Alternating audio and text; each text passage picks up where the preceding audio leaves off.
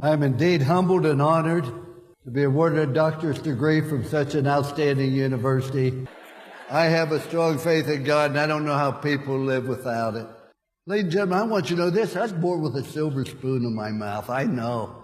I was born in Fallsby, West Virginia.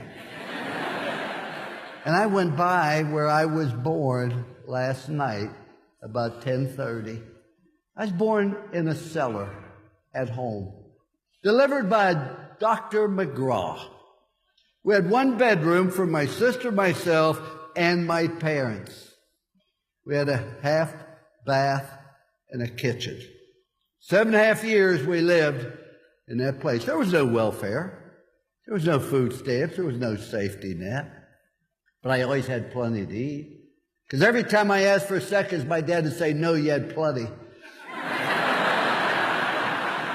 But the reason I was born with a silver spoon, my dad had only gone to the 3rd grade. That's all the education he had. But why was I born with a silver spoon in my mouth? Because I was taught by my parents that life's a matter of making choices, wherever you are, good or bad, because of choices you make. See, there's a rule in life that you're either growing or you're dying. The tree's either growing or it's dying. So's grass, so's a marriage, so's a business, so's a person. Doesn't have a thing to do with age. My birthday candles cost more than a cake. But it has everything to do. Am I trying to get better? Am I trying to prove we got on top and say, you know, this is pretty good. Let's maintain it. Let's not take any risk. We finished 2nd in the country at Notre Dame. Everybody called me an idiot. Guy finishes last in medical school. They call him doctor. That doesn't seem fair. When I left Notre Dame, I never thought I'd coach again. Where'd you go from Notre Dame? According to my mother, you go directly to heaven, you sit by the Pope. You don't coach anymore. And then I went to live in a town where the average age was deceased. And what I found out, I wasn't tired of coaching. You have to have something to hope for, something to dream. And even though you've done great things so far, what's going to happen now? I want to give you a simple plan. This is not something I talk about, it's something I believe, and it works. And I wish that I'd learned it when I was 21. There's only 3 rules you have to follow. Law number 1, do what's right.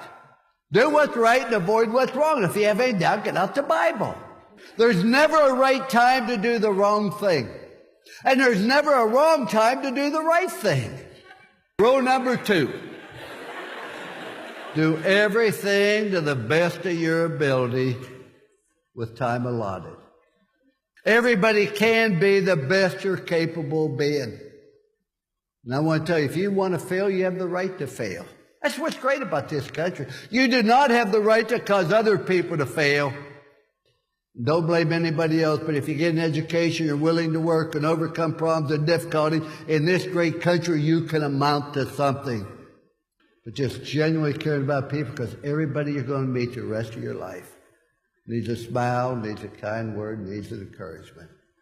Because see, when you do the right thing, people are always going to be able to trust you. Trust, commitment, love. Because those are the 3 rules I had for my children, my team. My greatest accomplishment is not coaching, not TV, not speaking. The greatest accomplishment is my family.